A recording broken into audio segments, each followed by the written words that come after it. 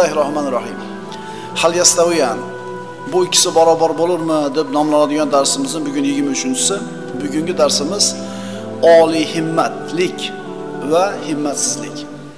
Himmat degani nimani tushunamiz biz?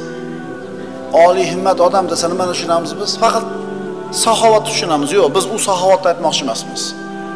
U darsimizni saxovat va baxtlikda o'tib oldik. Biz aytayotgan oliy himmat bo'lishlik kishi yuksaklikka intilishi.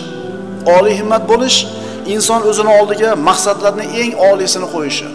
Oliy himmat bo'lish ana shu oliy maqsadiga yetishlikka bo'lgan yo'lda suskashlik qilmaslik. Oliy himmat deganda shuni tushunamiz endi. Oldiga katta maqsadni qo'yish, shunga intilish va suskashlik qilmaslik. Eng oliy himmat musulmon kim? Allohning roziligini eng katta maqsad qilib qo'ygan odam. Kofir shuncha. Shu dunyoda yashashlikda eng oliy maqsad qilib qo'ygan odam. Robiyat ibn Ka'b Rasululloh sallallohu alayhi vasallam g'animalarni tarqatayotganlarida unga ham nasiba tegdi. Ya Rasululloh, bu nima dedi? Ya Rasululloh, men bu narsa uchun iymon keltirmadim sizga. Rasululloh sollallohu alayhi vasallam undan so'radi. Nimani istaysan? Nimani xohlaysan? Murofaqatuka fil jannah. Siz bilan jannatda birga bo'lishni dedi. Duo qiling, ishlaringiz tushib ketsin, duo qiling, qarzlardan qutuling, duo qiling, bolalarim yaxshi bo'lsin. Bu dunyoda o'zining narsasini so'ramayapti. Chunki har qancha uzoq yashamasin, baribir kun ketishligi bor. Haqiqiy narsani so'rayapti. Ana oliy himmat. Jannatga kirib ham to'g'ri-to'g'ri kirishlik emas, sizni yoningizda turishingni so'rayman. Odamlarning himmatlari turli bo'ladi. Masalan, talabalarda oladigan bo'lsangiz, kimdir himmati oliy bo'ladi, o'zini sinfida a'lochi bo'lishligi bilan kifoyalanmaydi. Butun o'sha bir jomiyasida yoki madrasasida yoki maktabida birinchi bo'lishni xohlaydi. Faqat diplom olishlik uchun o'qimaydi. Diplomda ham qizilini olishlikni xohlaydi. Hamma baholarni 5 bo'lishini xohlaydi.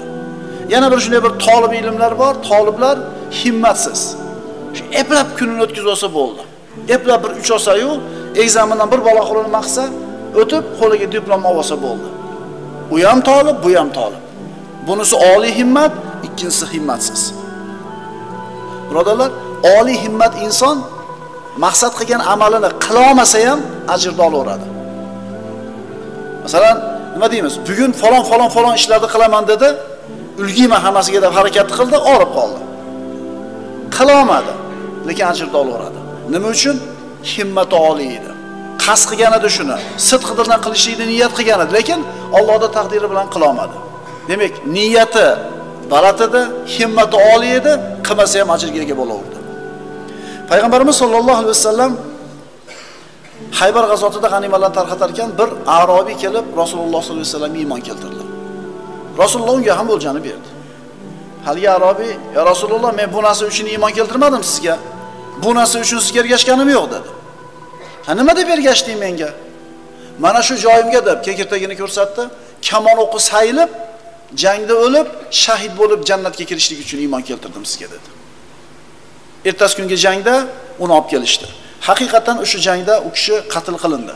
Ko'rsatgan joyiga kamonni o'qi saylib shahid bo'lgan edi. Rasululloh aytdilar, "Sadaqallohu va sadaqahulloh." Ya'ni Allohga bo'lgan va'dasida sodiq edi, Alloh uni niyatiga yetkazdi. Ana oliy himmatlik. Bir kishi zamonimizda bo'lgan ishlardan katta bir kompyuter kompaniyasiga shu ish joyi borligi haqida bir e'lon bo'ldi, kirmoqchi bo'ldi. Farroshlikka. Boshqa ish qo'lidan kelmaydi, faqat farroshlik. U bilan suhbatlashib, uni ishga oladigan kotib buni chaqirdi, o'tirib suhbat qildi, savollarga javob berdi. Haligi kotib aytdi, "Mayli, biz siz bilan bog'lanamiz, qabul qilingan, qilinmaganizni xabarni beramiz, e-mailingizni bering bizga" dedi. E-mail pochta. Endi men kattalarga aytyapman, "E-mailingizni bering" dedi. Haligi odam aytdi, "Meni e-mailim yo'q" dedi. Shu zamonda, shu asrda yashab turib e-mailingiz yo'qmi sizda dedi. G'arb endi bu. "Ha, yo'q" dedi. "Bo'ldi, qabul qilinmadingiz, chunki asringizdan orqada qolib ketibsiz" dedi. Farroshlikka ham yaramadi. Endi qo'lni tushirib o'tirish kerak edi. "Bo'ldi, endi men bu yana shu ekan. Farroshlikka ham yaramayman ekan." Yo'q, u himmati bor odam edi. O'ylandi, bozorga borib turib bir karobka pomidorni $10 sotib oldi. Maydalab ko'tarib yurib sotdi. U yoqqa yugurdi, bu yoqqa yugurdi, $12 qo'lida pul bo'ldi kechki payt. Xursand. Shu $2 ishlayman endi, deb turib bo'ladi-yu. Bolalarimizni ishtahosi bo'ladi, himmat emas. Sen ishlab turar kuniga 200 so'mdan. Alloh u yo'g'iga bir yo'l ko'rsatar desa, "Ya" deydi. To'g'rimi? U sirozim kuniga 100 dollardan ishlash topish kerak u. Mana Rossiyaga jo'natdilar, pul jo'natdirasizlar bolalaringlarda. O'sha qaborib bo'ladi, olib ishlatayotgan, haligi robotodatillar bilan gaplashinglar-da. Na tilni biladi, na hunari bor, na cho'ntagida pul yo'q. Buradan pul jo'nat. Oqsoqol, amma hunar bilan jo'natdingizmi? Yo'q. Til bilanmidi? Yo'q, puli. Mana qilib turing. Eshitdilar ikkinchi tomonda. Bu odam qo'lini tushirmadi. Shu 2 dollarga qanotlandi-da, ertasi kuni borib 2 korobka sotib oldi. Yugurdi, sotdi. 2 korobkadan yaxshiroq foyda qoldi. Haligi ishni qilib uddasidan o'tgandan keyin himmati yana ko'tarildi. Xulos shu ish bilan rosmona shug'ullandi. Bir muddat o'tgandan keyin shu shahardagi yaxshigina meva-cheva tarqatadigan odamlarning bittasiga aylandi. Shirkat ochdi, firma ochdi. Qo'lida pul bor, qo'lida odamlar ishlaydi. Endi o'ziga yetarli bo'lib qoldi. Qo'lini tushirib olmadi muhimi. Keyin o'ziga o'xshab shu bir firmasi bor odam bilan gaplashib o'tirdi-da, gap tugagandan keyin haligi odam turib ketayotib, e-mailingizni berib qo'ying menga dedi. Ya'ni bitta firmani boshlig'i e-maili bo'lish kerak. Pochta bo'lish kerak, elektron pochtasi. Dedi haligi odam, "Meni e-mailim yo'q" dedi. E-mailingiz bo'lmay turib bitta firmani yurgizyapsizmi? E-mailingiz bo'lganda nima bo'lardi dedi. Unda farroshlik qilayotgan bo'lardim dedi. Ha, kimdir bir ishga yaramasligi mumkin. Ha, masalan, mana hunarga kirishni eplolmadi, ammo boshqa ishlarda uni bir imkoniyati, iqtidori bor bo'lishi mumkin. Inson qo'lini tushirmasligi kerak. Oliy himmat bo'lish kerak. Oldiga maqsadda kattasini qo'yish kerak, yoshlar. Ha, endi bizga yo'l olsin. To'g'rida, qaranglar-da. Maktabda nari beri tukatgan bolalar bor. O'qituvchilarni yo'l bilan maktabni bitirib attestat olib chiqib ketgan. O'shalarning ko'pchiligini qarasangiz, bozorda, hunar, tijoratda ishi zo'r bo'lgan. Agar kerak bo'lsa shu boyaga ancha-muncha a'lochi o'qiganlar uni qo'lida ishlaydigan bo'lib qoldi. Ha, maktabda o'qishga yaramasanglar bo'ldi, odam emaslar, spisat qilmanglar. Siz bilmaysiz, bolangizning qanaqa iqtidori bor, qanaqa qobiliyati bor. Farzand tarbiyasi degan darsimizda bu narsani aytib o'tganmiz. Yigitlar, ustachilikda ish bo'lmadimi? Dehqonchilikka urib ko'ringiz. Bo'lmadimi, yana bir ishga urib ko'ring. Qo'lingizni tushirmang. Chunki sizdan harakat Allohdan barakot. Muvaffaqiyatga erishdi, shu maktabda ikkichi bo'lgan bola. Hunarda, tijoratida nima uchun? Qo'lini yerga tushirib olgani yo'q. Alloh taolo bergan himmatini baland qildi. Bitta-ikkita muvaffaqiyatsizlik, bitta-ikkita mag'lubiyat bilan tushkunlikka tushib ketmadi. Savdogar akalar, sizlar o'zingizlarni savdo ko'chasida sinab ko'rdinglar. Yaxshi muvaffaqiyatga erishdinglar, qo'llarda 3-4 so'm paydo bo'ldi. Shu bilan cheklanib qolib ketaverasizlarmi? Birorta bir ishlab chiqarishni boshlab olishlik. Qancha erta boshlasa, shuncha ertaroq rivojlanadi. Ha, endi bizda sharoit yo'q. Xuddi sizni yashayotgan yurtingizda shu ishni qilayotganlar bor. Tijoratni ishlab chiqarishga aylantirib olgan bir akamiz bitta bir savdogar odamga "Ma ishni qilaylik" desa, oyiga qancha topamiz deyapti. Sirazi. Oyiga qancha topaman dema, ishlab chiqarish bunaqa bo'lmaydi. 1 yil ketar, 2 yil ketar ishini yurgizib olguncha. Ungacha pribilni istama. Nech pul bo'ladi oyiga deydi. To'g'rimi, savdogarlar? Shuning uchun olib kelib sotishdinglar, uddasidan o'tdik, boshqa narsadan ham o'zimiz sanab ko'raylik, ishlab chiqarish qilaylik. Men sizlarga hozir dunyo tanigan katta-katta kompaniyalardan 4 tasini aytib beraman. Ishini nimadan boshlagan ekan aytaymi? Joy arendovat qilgani puli yo'qligidan akasini, amakisini, dadasini garajida boshlagan ekan ishini. Men shularda tarixni o'qib o'rganib chiqdim, atay shu dars uchun. Birinchisi Apple kompaniyasi uydagi garajda o'tirib boshlagan ekan ishini. Ko'pchiliklarda qo'lida bor iPhone. Ikkinchisi Microsoft. U ham garajda boshlagan ekan ishini. Keyingisi Google. To'rtinchi firma ana shu dunyo tanigan Harley Davidson ekan. Ana shu dunyodagi eng mashhur mototsikllar ishlab chiqaradigan kompaniyalar bormi? Garajdan boshlagan ekan ishini. Ukalar, akalar, sizlar qo'lingizda tushirmanglar, bizga no yo'q demanglar. Katta gulxon kichkina uchqundan boshlanadi. Qo'lingizda tushirmanglar. Adidas firmasi nimadan boshlagan? Bitta kosibxonadan boshlangan. Aka-uka kosiblar bo'lgan. Mercedes zavodi bilasizlarmi nimadan boshlagan? Mercedes konserni dunyodagi eng mana kuchli konsernlardan. Bitta ustaxonadan boshlagan. Ularda qarang, bular g'ayri dinlar bular. Bular namozi yo'q, bularda taqvosi yo'q, ibodat yo'q, faqat himmati bor, harakati bor va sabri bor. Shular yetganda nimaga musulmonlar yetmasligi kerak? Bitta yutkizib qo'ysa bo'ldi, tugadi degan emas. Muvaffaqiyatga intilgan odam mag'lubiyatlarga tayyor turish kerak. Cho'qqiga chiqmoqchi bo'lgan odam qo'li shilinishi, tizzasi shilinishiga tayyor turishligi kerak. Hech narsa bo'lmaydi, hech yetish shilinmaydi qachon? Dadangizni topganni yeb o'tirgan paytingizda. Sen o'g'il bola, otang yetkizgan joyga yetsang, sen hali hech narsa qilganing yo'q. Dadang yetgan joydan o'tsang, bir narsa qilgan bo'lasan. Alloh taolo Qur'onda bir qissani keltiradi. Banu Isroilning olimlaridan u kishi. Mana shu kishining qissasi keltiriladi. Astagfirullah. Watlu alayhim naba alladhi ataynahu ayatina fansalakha minha fatba'ahu ash-shayton fakana minal ghawin. Bu odam Alloh taolo unga bir ilm bergan edi, lekin dunyoga berilib ketdi, ilmni qo'ydi. Ey Muhammad sallallohu alayhi vasallam, ularga bir kimsaning xabarini tilovat qiling. U kimsaga oyatlarimizni bildirgan edik, ilm bergan edik. Bas u o'sha oyatlarimizdan chetlangach, ya'ni ilmiga amal qilmagach, uni shayton ergashtirib ketib, yo'ldan ozguvchilardan bo'lib qoldi. Walau shi'na la rafa'nahu biha, walakinnahu akhlada ila al-ard fa'atba'a hawa. Agar xohlasak, uni o'sha oyatlar sababli yuqori darajaga ko'targan bo'lar edik. Biz bergan shu ilm bilan uni darajasini oliy qilar edik. Lekin nima qildi u? Lekin u yerga, ya'ni mol-u dunyoga berildi va havoyi nafsiga ergashdi. Shu ilmiga amal qilib, ilmini mahkam tutganida Alloh men martabasini ko'tarardim uni deyapti. Lekin 3-4 chaqaga ilmiga amal qilmasdan dunyoga berilib ketdi. Ayrim kishilar ozgina bir qiyinchilikka, mashaqqatga yoki muvaffaqiyatsizlikka tushib qolsa qo'lini tushirib oladi. Bir kishi hikoya qiladi. Do'stimni ko'rgani shifoxonaga bordim. U shifoxonada ko'proq shol kasalligiga uchraganlar, shol bo'lib qolganlar yotar edi.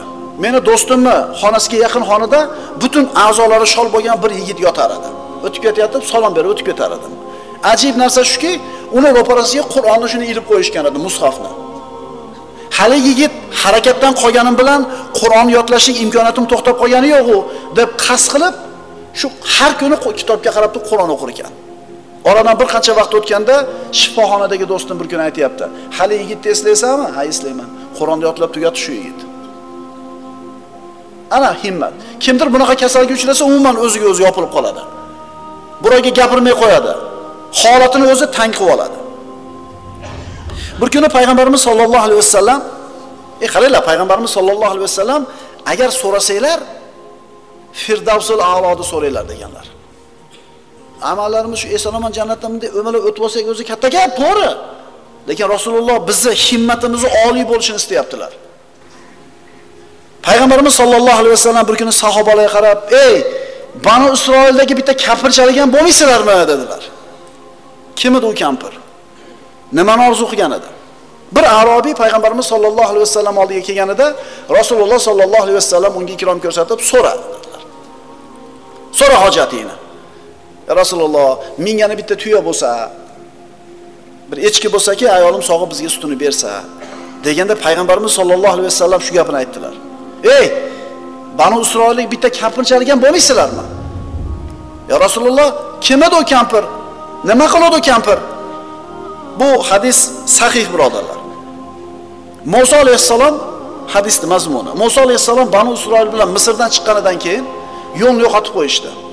Falastinga ketadigan yo'lni yo'qotib qo'yishdi. Shunda Musa alayhissalom so'radi Banu Isroil ulamolardan, "Nima gap?" Ular aytishdi, "Yusuf alayhissalom o'lishidan oldin bizdan ahd olgan, bizdan va'da olgan Banu Isroil ulamolaridan. Nima deb? Agar Misrni tark qilib chiqib ketadigan bo'lsanglar, meni yotgan joyimdan olib chiqib ketasizlar o'zingizlar bilan. Uni yotgan joydan olib chiqib ketmaydigan bo'lsak, bizga yo'l yo'q" deydi. Endi Musa alayhissalom bilan Yusuf alayhissalom o'rtasida juda katta uzoq muddat o'tgan. Shunda kim biladi uni qabrini dedi? Bir qari kampir bilishligi ma'lum bo'ldi. Olib kelinglar uni dedi Musa alayhissalom. Olib kelishdi. Yusuf alayhissalomning qabrini bilasizmi qayerda ekan? Bilaman. Ko'rsating bizga dedi. Ko'rsatmayman dedi. To meni talabimni bajarmagunlarcha ko'rsatmayman dedi. Nima talabingiz bor dedi? Jannatda siz bilan birga bo'lish dedi. Musa alayhissalom bu gapi yoqmadi Musa alayhissalom. U meni qo'limdagi narsa emas dedi, bermadi talabini. "Yo, uni bermayman" dedi, "Bo'lmasa yuraveringlar" dedi. Sahroda yuraveringlar, Falastinni topolmaysizlar dedi. Alloh taolo vahiy qildi, Jabroil alayhisalom Musa alayhisalomga yetkazdi, so'raganini ber. So'ngra aytdi, bir kichkinagina ko'lga borishdi. Shu ko'lning suvini bo'shatinglar dedi. Bo'shatishdi, kavlaylar dedi. Yusuf alayhisalom shu yerdan topishdi. O'zlari bilan chiqib ketishdi, yo'l ularga ochildi. Nimani so'rayapti kampir? Bomdod namoziga turishni olinglar-da. Himmati oliy inson shart turadi o'rnidan. Himmati yo'q odam uxlab qolishini yo'lini qiladi. Payg'ambarimiz sollallohu alayhi vasallam aytganlar: "Yaqudu shaytonu ala qafiyati ra'si ahadukum idza huwa nama thalathu uqadin." Sizlardan bittalar uxlasa, shayton boshini orqa tarafiga 3 ta tugunni chugib qo'yadi. Birinchisi har bir tugunni uradida senga uzun kecha bor, uxla deydi. Agar musulmon uyg'onib Allohni zikr qilib bismillah desa bitta tugun yechiladi. Turib tahorat qilsa ikkinchi tugun yechiladi. Namoz o'qisa 2 rakat tugunlarda hammasi yechiladi. O'zi harakatchan, ruhi pok, himmati oliy bo'lib turadi. Agar undoq qilmasa, ruhi chirkin, o'zi dangasa bo'lib o'rnidan turadi. Shuning uchun ilm talabida yurgan ukalar, talab ilmni oliy himmatlisi qanaqa bo'ladi bilasizmi? Bitta kitob tushadimi? Mana buni kunda tugataman deydi, tugatadi. O'qiyotgan madrasasimida, jamiyasimida programmasidan o'zib ketishga harakatini qiladi. 1 yilda 2 ta sinfga o'tishlikda payida bo'ladi. Kunini o'tganiga xursand bo'lmaydi. Tushunarlimi? Talib ilm ukalar, agar himmatingiz oliy bo'lsa, shunday qilingki, hech kim sizdan o'zib ketmasin.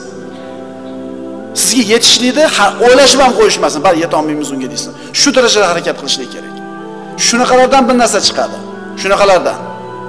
Ko'rmaysizmi? Duvonlikka yaramadi, biznesmen bo'lib ketdi. Nima qilmadi? Qo'lini tushirib olmadi. Rasululloh sollallohu alayhi vasallam kunlarning birida aytdilar: "Meni ummatimdan 70 ming kishi jannatga hisob kitobsiz kiradi." Shunda Ukkosh ibn Muhsin: "Ya Rasululloh, duo qiling, men o'shalardan bo'lay." Siz o'shalardan bittasisiz dedi. Ikkinchisi: "Duo qiling, men ham o'shalardan bo'lay." Birodaringiz o'zib ketdi. Qarang, Ukkosh ibn Muhsin: "Endi men qanday 70 mingdan bittasi bo'laman? Qanday so'rayman? Men o'zimni kimligimni bilsam, men ulardan bo'la olmayman" demadi. Issig'i urib qoldi. Himmat baland, o'shalardan men bo'laveray bittasi. Rasululloh o'shalardan bittasi dedi. Said ibn Musayyab birodarlar 50 yil birinchi safga takbirul ulug'ga kech qolmagan ekan. 5 mahal namozga 50 yil. Mana himmat. Mana himmat. Ulamolardan biri aytadi, Afrikaga odamlarni islomga da'vat qilgani chiqdim. Faqir mamlakatlar, dindan uzoq kishilar, ularning orasida 2 hafta turishni niyatini qildim. Men borib joylashgan imorat juda ham bir eski edi, qulayliklari yo'q, ammo Alloh uchun da'vat qilaman deb keldim, sabr qildim. Keyin o'zimni qilayotgan ishimdan ozgina g'ururlandim. Qara. Shu joyga kelib da'vat qilib yuribsan. Shunaqa bir boy mamlakatingni, shunday zo'r sharoitini tashab, o'zing nima qilyapsan? Da'vat qilyapsan. O'zimga bo'lgan g'ururim paydo bo'ldi. Odamlar orasida yurib da'vat qilar ekanman, bir necha kun muhozaralar, ma'ruzalar qilganimdan keyin bir g'arbli ayolni ko'rib qoldim, mana shu qora tanlik afrikalik odamlar orasida. Kim u deb so'rasam, bu missioner ayol. Nasroniylikka shu mahalliy aholini da'vat qilayotgan ayol. 6 oydan beri shu yerda yuribdi, deyishdi. O'zimga bo'lgan bahoyim o'rniga tushib qoldi. G'ururim ketdi. Bu ayol o'zini botil diniga da'vat qilish uchun Yevropadagi qulayliklarni tashab 6 oy mana shu qora odamlarni, afrikalik odamlar orasida yuribdi. Uni himmatini qarang-ku, bu kishining himmatini qarang. Bizda ham shunga o'xshagan himmat bormi? Xandaq kunida darsimizning nihoyasi. Mushriklar Quraysh qabilasi boshchiligida 10 ming kishilik qo'shin to'plab Madinaning ustiga kelishdi. Musulmonlarning adadi oz, dushman katta, xavotir katta. Musulmonlar xandaq qazib himoyalanishga majbur. Orqa tomonda turgan Banu Qurayza yahudlari ahdini buzishdi, xiyonat qilishdi. Oldida 10 ming qo'shin turibdi, xatar solib, orqa tomonda Banu Qurayzaning xiyonatidan musulmonlar xavotirda, juda ham ozchilik musulmonlar qoldi. Munofiqlar aytishdiki, Alloh va payg'ambari bizga faqat g'ururni, yolg'on narsani va'da qilishgan ekanda deyishdi. Lekin iymon keltirgan oliy himmat mu'minlar nima deyishdi? Hada ma wa'adanallohu va rasuluhu. Mana shu narsa Alloh va Rasuli bizga va'da qilgan narsa. Shu sinovlar keladi, shu imtihonlar bo'ladi deb aytgan, biz shunga yaralganmiz. Mana shu imtihonda o'tishlik uchun turibmiz deb sobit turishdi. Alloh taoloning o'zining nusratini berdi. Birodarlar, oliy himmat inson, himmati past bo'lgan inson, bu kishi teng bo'ladimi? Musulmon odammi himmati oliy bo'ladi. U Firdavsul a'loni orzusida bo'ladi. Robbisini didorini ko'rishni, Rasululloh sollallohu alayhi vasallamni suhbatda bo'lishini orzusida bo'ladi. Endi himmati past odamlar esa faqat shu dunyoda 3-4 chaqaga ega bo'lishida g'amida yashaydi. Alloh subhanahu va taolo barchalarimizni oliy himmat insonlardan qilsin. Aqulu qawli hada va astagfirulloh li va lakum.